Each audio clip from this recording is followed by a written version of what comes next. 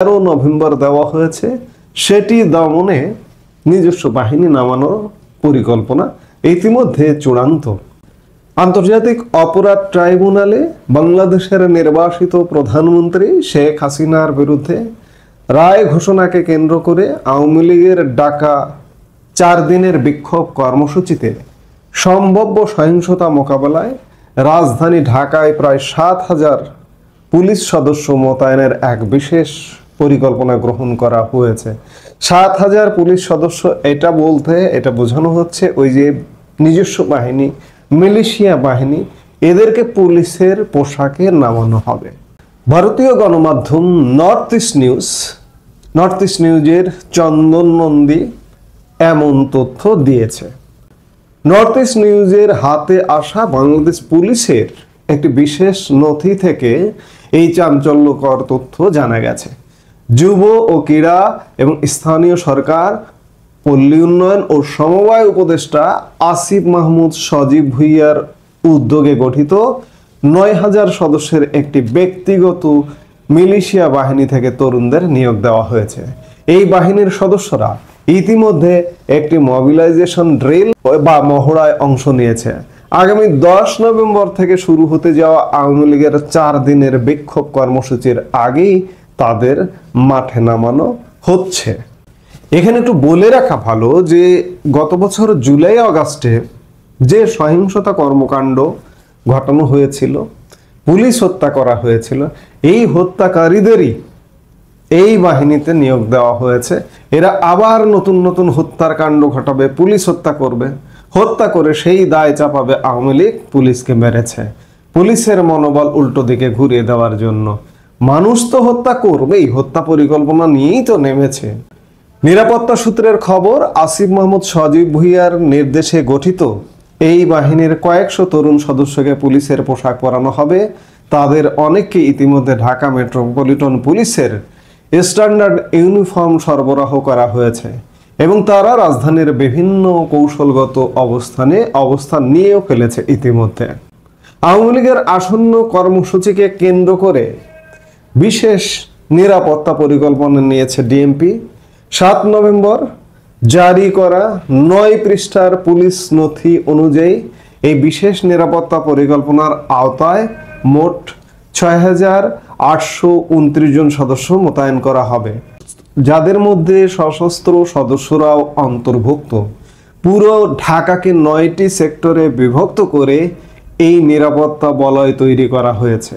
এই সেক্টরগুলোর অধীনে ডিএমপির 8টি বিভাগ, রমনা, মতিঝিল, ওয়ারী, লালবাগ, তেজগাঁও, গুলশান, মিরপুর এবং উত্তরা এবং শহরের 50টি থানার সব এলাকাকে নিয়ে আসা হয়েছে। বিক্ষোভকারীদের কার্যকরভাবে মোকাবেলার জন্য পুরো বাহিনীকে ছোট ছোট প্লাটুনে ভাগ করা হবে এবং প্রতিটি থানা এলাকায় একটি করে প্লাটুন মোতায়েন থাকবে। এই পরিকল্পনা বাস্তবায়নের জন্য একটি কেন্দ্রীয়ভাবে কন্ট্রোল রুম স্থাপন করা হয়েছে, যার দায়িত্বে থাকবেন একজন ডিসি এবং একজন এডিসি।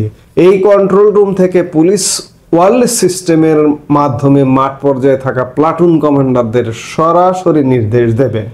যে কোনো ধরনের বেআইনি কার্যকলাপ বা সহিংস ঘটনার খবর পাওয়া মাত্রই কন্ট্রোল রুম থেকে সংশ্লিষ্ট ডেপুটি কমিশনার, সহকারী কমিশনার এবং থানার ভারপ্রাপ্ত কর্মকর্তাদের জানানো হবে। কন্ট্রোল রুম থেকে প্রতি ঘন্টায় পরিস্থিতি সংক্রান্ত তথ্য সংগ্রহ করে পুলিশ সদর দপ্তরের ঊর্ধ্বতন কর্মকর্তাদের জানানো হবে। তবে অত্যন্ত গুরুত্বপূর্ণ তথ্য সরাসরি ডিএমপি কমিশনার, অতিরিক্ত কমিশনার এবং ক্রাইম ও অপারেশন ইউনিটের প্রধানদের কাছে পাঠানো হবে। এই বিক্ষোভ চলাকালীন 4 দিনে মোতায়েন থাকা সকল পুলিশ সদস্যকে দাঙ্গা মোকাবেলার পোশাক, রেইনকোট এবং পোর্টেবল ওয়্যারলেস রিসিভার দেওয়া হবে। নথিতে বলা হয়েছে, দায়িত্বরত কর্মকর্তা ও সদস্যদের কাছে বিভিন্ন ধরনের আগ্নেয়াস্ত্র, ও গোলাবারুদ থাকবে। এছাড়া সহিংসতায় কোনো সদস্য আহত হলে তাদের দ্রুত হাসপাতালে নেওয়ার জন্য পুলিশের যানবাহন প্রস্তুত রাখা হবে। নথিতে স্পষ্টভাবে বলা হয়েছে, অপারেশন সফল করার জন্য কর্মকর্তা এবং বাহিনীর মধ্যে পূর্ণ সমন্বয় থাকতে হবে এবং মাঠ পর্যায়ের কমান্ডারদের মধ্যে সহযোগিতামূলক সম্পর্ক তৈরির ওপর জোর দেওয়া হয়েছে। অবস্থা বুঝুন যে সত্যিকার অর্থে পুলিশ থাকবে। পুলিশ কোন পুলিশ থাকবে?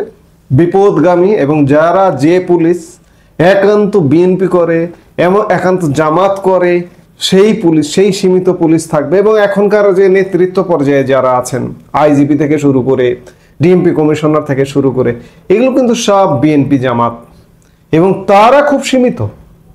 এই সীমিত অংশের কমান্ড পুরো বাহিনী ফলো করে না, যার দরুন আসিফের মিলিশিয়া বাহিনী নামিয়ে একটা সহিংস ঘটনা ঘটাবার একটা প্রচেষ্টা নেওয়া হচ্ছে।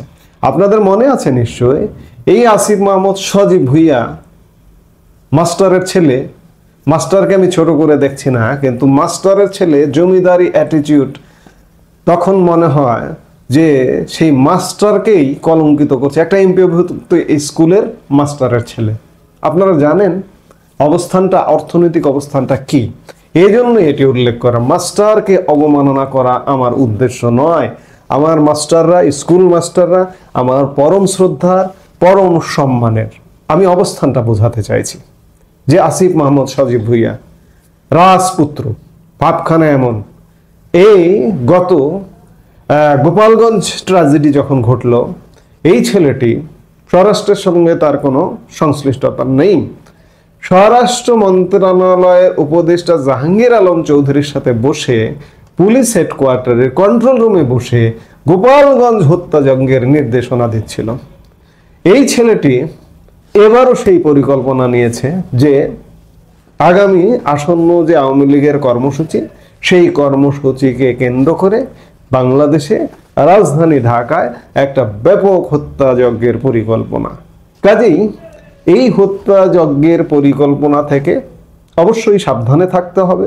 এবং একই সাথে অনেক ইতিবাচক দিক আছে। পুলিশ নামছে না, আসলে পুলিশ বাধা দেবে না, সেনাবাহিনী বাধা দেবে না।